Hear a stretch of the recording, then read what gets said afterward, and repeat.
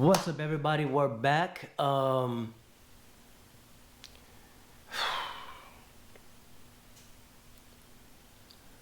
It is.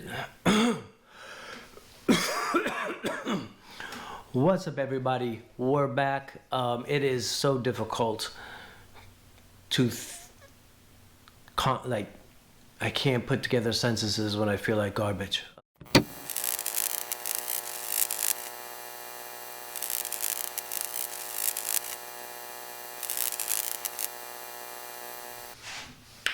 What's up, everybody? We're back. It has been way too long. I don't know if you guys remember a little bit a while back, but in my last video, I said I was getting a cold, and that cold turned out to be COVID and just ripped through our family. It ripped through the whole house. Like, I got an elderly mom I take care of. She ended up in the hospital without going into too many details. I have a suppressed immune system, so it just like dragged me through the dirt. My wife, no problem. Like, she got it and got over it, and everything is good, but it's put us way behind on the build. So I'm finally starting to feel better, not 100%, but I think it's time that we start getting back to it. So yeah, let's check in on where we left off. All right, so the bottom end is pretty much exactly how we left it in the last video. Everything is in, everything is tight, everything is torqued down, and now we start getting to some of the outside things in the top half. The one thing that I haven't done that I will do before we get too far is actually put the rear main seal in. I want to get the heads on first so that I can pull it off the engine stand to do that, but I definitely want to get that done before we get too far ahead. I mean, of course, I could put it in right before, you know, we put the engine back in, but I don't want to get too involved and forget. But in this video, that's exactly what we're gonna get to. We got the heads right here. Heads were resurfaced. New springs were put in, and these are Kent springs, so they are sort of like they're an OEM plus spring, so they're a little heavier, but they're rated for the Kent cam that I got, which is the Sport Torque cam. So it's just a higher torque cam, not too crazy. But like I said, surfaces, valve seats were all redone, cleaned up, so we got a good seal on those. And then they were nice enough, they painted them up. I'm not 100% sure how I feel about all that, but that is what it is.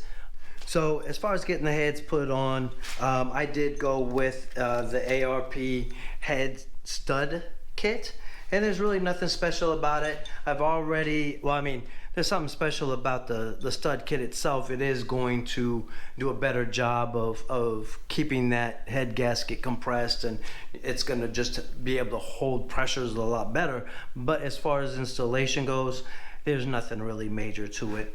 So instead of having bolts that bolt in through the head and end up getting stretched, you have ARP studs, and those studs use washers and nuts. The only thing really that you need to know about placement of the studs is that you've got two sizes. You've got a shorter one and a longer one. These longer ones, they go in these three holes here. Okay, outside of that, you're not like, so with the like main studs, we lubricated them so you got a nice even torque. We're not going to do that with these. The threads that go into the block will actually just be thread locked, not torqued down, just nice and snug, and that's it on that. And then we just lubricate the top of the nut, or the bottom, like the bottom face of the nut that contacts the washer, so that they all tighten down to the same spec. Outside of that, nothing special about doing this. You're just gonna follow your I'm so sorry. You're just gonna follow your manufacturer's tight tightening pattern and follow ARP's torque specifications. Okay, so all the studs are in, basically hand tightened, snug down really good, but not torqued down. I'm ready to put the heads on. I've already put the head gaskets on. I just wanted to note one thing if you guys are doing this. If you look at the way the metal inside of the head gasket is, you'll see that there's this metal in between the cylinders. This metal piece, you want to make sure that the place where you can see these metal pieces in between the cylinders is facing up. These will go in the opposite way, but if you look, let's get this off here. If you look at the other side, you just have the rings without the metal in the center, and your alignment pegs will line up and everything. So that's, at least on these are on these head gaskets, I didn't see any indicator of what was up and what was down, but this metal surface is facing up.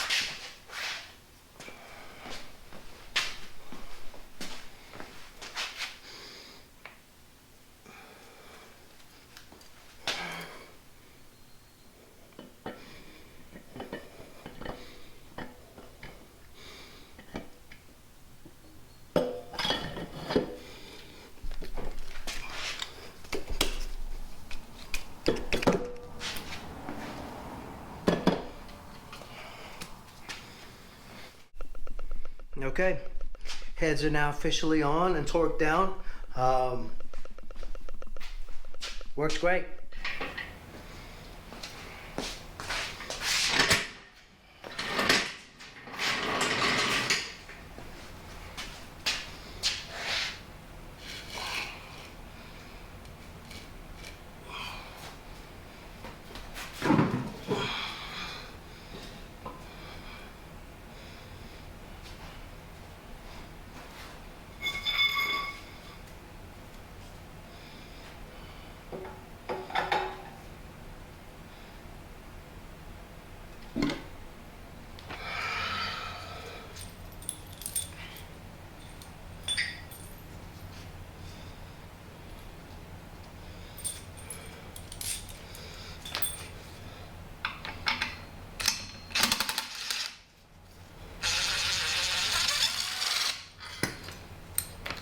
Okay, guys. So here I am getting ready to install the rear main seal, and it really just didn't go well. It's not my style to edit these videos so that it looks like I know 100% what I'm doing or that everything goes 100% smoothly, but I did end up having to cut about 8 to 10 minutes worth of video, not because things went horribly, because they did. I mean, they really went bad, but just due to the sheer amount of F bombs I dropped while trying to do it. Um, rear main seals require a special kit, and I don't have one. I do have a seal kit, but it doesn't work for rear main seals because it's not deep enough to go around the crankshaft, which protrudes out the back of the engine. And you can see here, I'm just trying to figure out like some way, some workaround, some way of getting this in. I ended up bending the seal to shit. I ended up scraping most of the rubber off of the seal in the process, and at some point that seal also went flying across the room, so it was done for. And I shopped online to see if I could find locally a installation kit for this, and they ranged from about $160 to $500, and I just wasn't gonna I wasn't gonna spend that. So I decided that I was gonna go ahead and make my own tool. And so I went out and bought some 3/8 inch steel strap. I cut it to the length that would give me enough to stretch across the whole seal. And then I drilled two holes in it for screws that would bolt through into the crankshaft. And one hole was just a round hole, the other one was elongated just to give me a little bit of wiggle room so that I didn't have to be so precise. Then what I did was I cut a piece of 3-inch thick wall PVC to the correct depth. Now I took the old seal and I measured it against the PVC to make sure that it was going to sit on the seal properly, and it ended up working out just great. And this whole setup, as you'll see, just worked out phenomenally, and for about 12 bucks.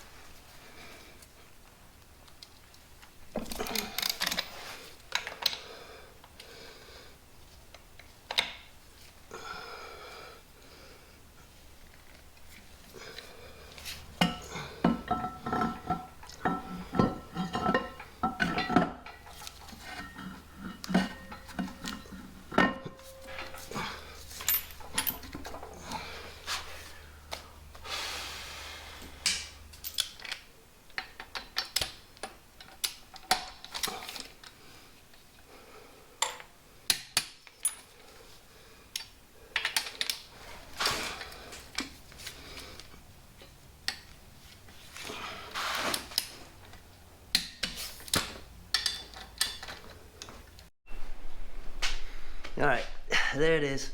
Now that we got that done, let's go ahead and get it back on the engine stand so that we can finish putting it back together.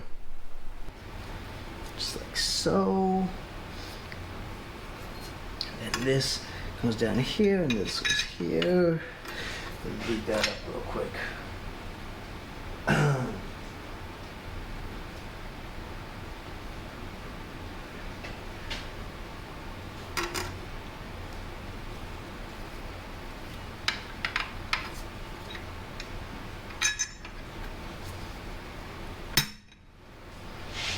Alright.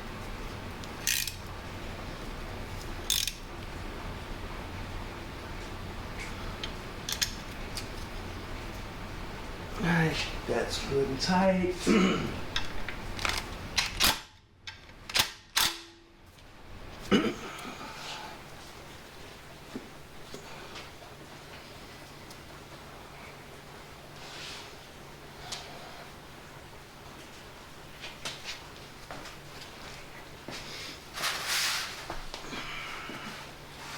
Alright, all those are in.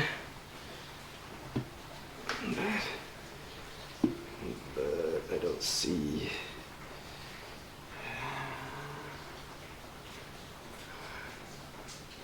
I don't see threads. Okay, so I think as you can see right there, I did end up having to clearance these two spots here and here so that they could they had enough room to get around the rear main cap. Let's try this again now.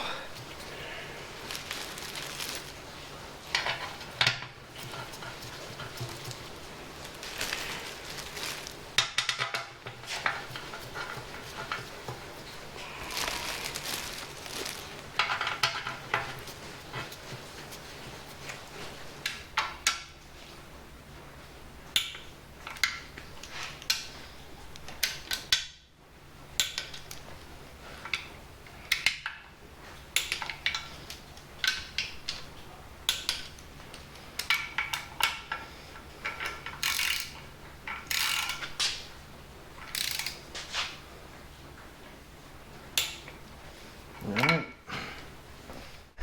Okay, so now for valve train. So I mean, part of the valve train obviously is the cam that's already in, but now we've got the lifters, we've got the push rods, and we've got, yes, lifters, push rods, and rocker arm assemblies. So as I previously stated, I went ahead and got the Kent lifters that were matched to this cam. Now for installation with these are hydraulic, by the way, and again you have two different versions of assembly instructions. Now your factory manual is going to tell you to soak these in oil, but Kent says not to do that, and that you just want to put assembly lube on before placing them in. So in this instance, because we're working with the Kent product, we're going to go ahead and follow Kent specifications. These here, although they look like the factory push rods, they are actually like an OEM Plus heavy duty push rod. They are non-adjustable and they are factory length, but they're just a little heavier duty. And then I'm not replacing the rockers. The rockers are steel rockers. I checked the gaps and everything. I checked play on everything, and everything is in good operating condition, as well as there's no gouges or uneven wearing inside the cups of the rockers. All right, so I don't know if you can really see. Here we go. Kind of see down in there. Everything looks to be worn nicely, you know, and evenly. So we will keep those factory. So let's get to it.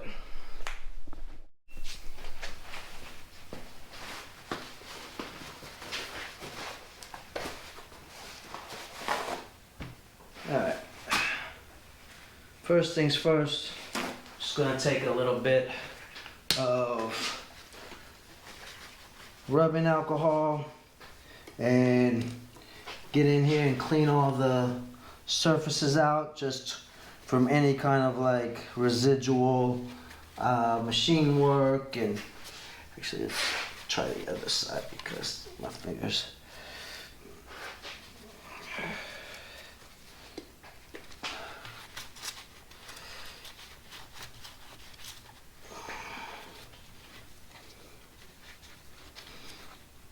You don't want anything getting in there and causing a lifter to stick.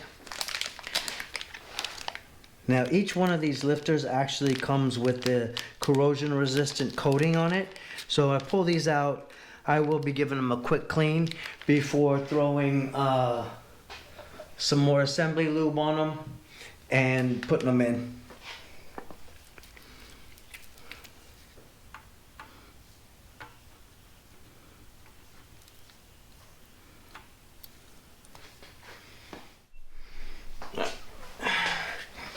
And to make the process go just a little bit faster, I went ahead and cleaned all of them. And then we're just, these have not been soaking. I just didn't want to keep wiping my hands after every time I put one of these in. So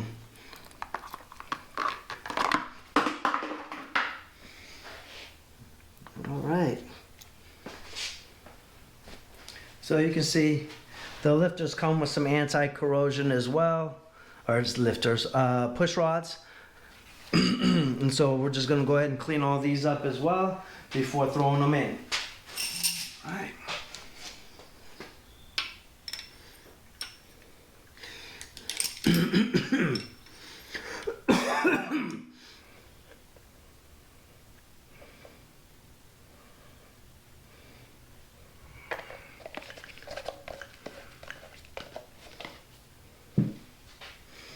Alright, and I did put a little bit of assembly lube on inside the cups.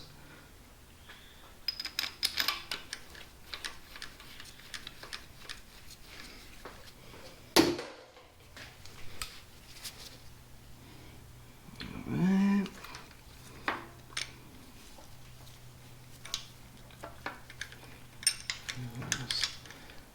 Those. Okay, I don't know if you guys missed anything, but I got the rocker arms assemblies in and just snugged down. The torque setting is 30 pounds, so I'm gonna go ahead and do that now. Sorry, my battery died, and had to run and go get another one before I could move forward.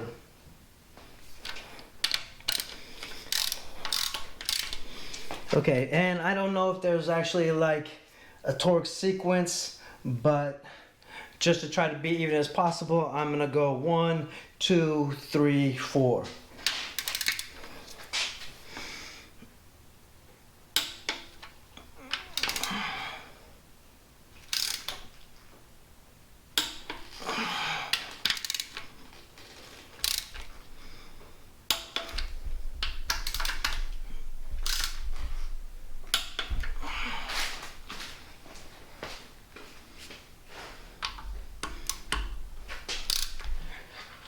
Oh, that's it. That is sorry guys, still dying slowly. And that's it. That is the core of the engine together. We are so close. So I'm gonna go ahead, I'm gonna throw some sensors on. We got the crankshaft sensor, we've got NOx sensors. I'm gonna throw those on, and then we'll get to some other things.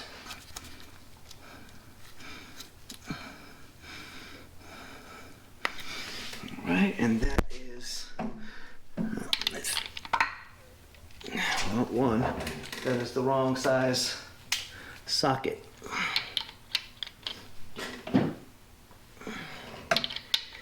There we go. And 16 pounds of torque.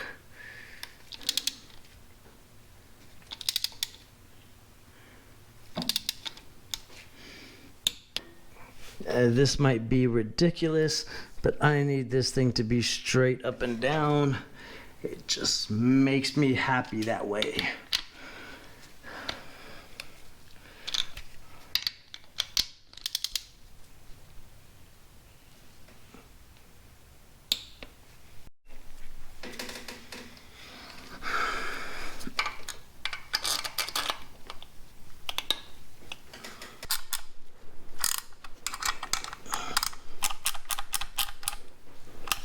All right. One more thing off the list. Really, the big thing now is trying to get the large things that need to happen done. So that really comes down to, we've got exhaust manifolds that I want to dress up a little bit. We've got some coolant, metal coolant lines, and we've got the motor mount brackets that come off. So all of those things take actual prep work.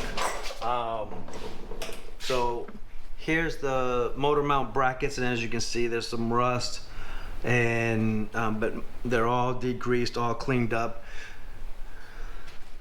We've got, and this is just an example of one of the water necks that comes off of the intake manifold, or the lower pinion. And you can see I've already started prepping it. And then I've got one of my exhaust manifolds cleaned and degreased, and you can see just how in general it looks like garbage. So just for some added protection and a little bit of a nicer look, I'm gonna fix them up. So for starters, I've got some POR 15. This one is a high temp cover, or coating, and it actually cures at 350 degrees or 300 degrees. That's for the manifold, and I'll give you guys a quick look at that.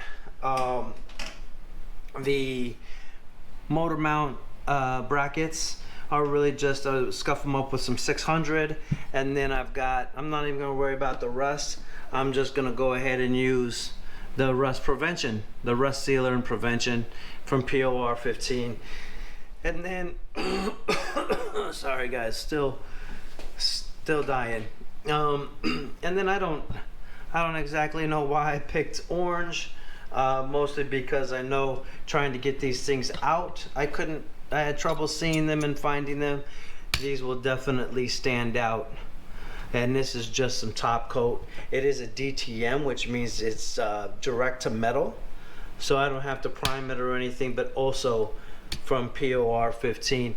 And the reason I'm using those is just because it's a little heavier than a standard paint.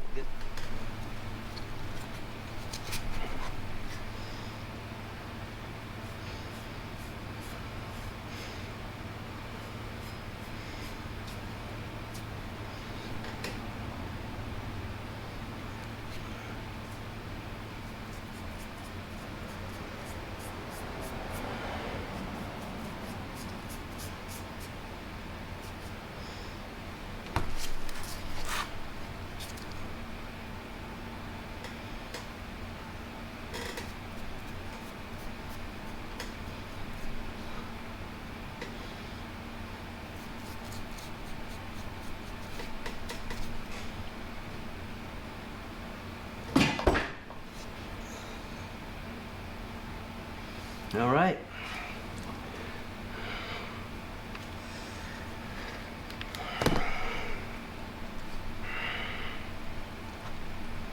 Check it out. That's a huge difference. I'll go ahead and degrease and paint the next one. All right. All right, so now for the rust prevention, it just takes a little bit of scuffing up. It goes straight to metal and it will cover rust. So I just got 120 grit right here, and that should scuff the surface up nice and good, nice and quick. The rubbing alcohol. Clean off the sand particles, clean off any oils.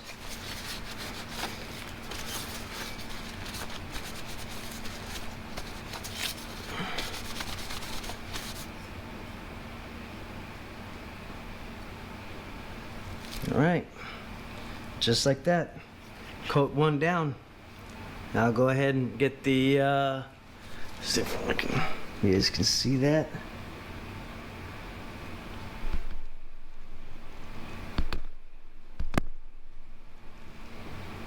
Nice and shiny. Coat one down, hang it, and move on to the next one. And last but not least, we've got the various water necks for the coolant system. I'm gonna go ahead. I'll use I'm gonna use a wire brush to get in and around the nooks and crannies, and then I'm just gonna use like 120 grit on the grinder to get all the flat surfaces. Wow. Ain't no one blocking me. Yeah. I'm in control of the outcome. Taking a look at your checklist. I'm seeing the list full of outcomes. Taking a look at my rap sheet. You seeing a book of the things that I outdone and I outlast. Cause I'm in first, but I'm outlasting. I'm flipping the hourglass. I tap in the power, you taking a power nap. Doing them smack you right out of your power stance. Stop peeping the hourglass. Okay, so that's what the end looks like. I don't know if you guys can see that, but that's nice and shiny now. And I used it's 120 grit to get it down. Then I took some 400 and just roughened the surface a little bit, clean things up, and I'll go ahead and hang it and get it painted now.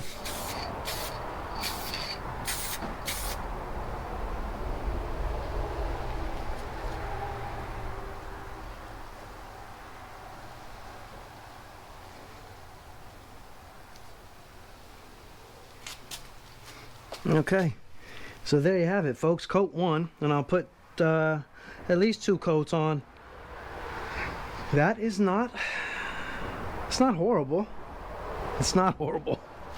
All right, last but not least, this mess of wiring. So I don't know if I actually said it in a previous video, but when I bought the truck, the catalytic converters had been ripped out.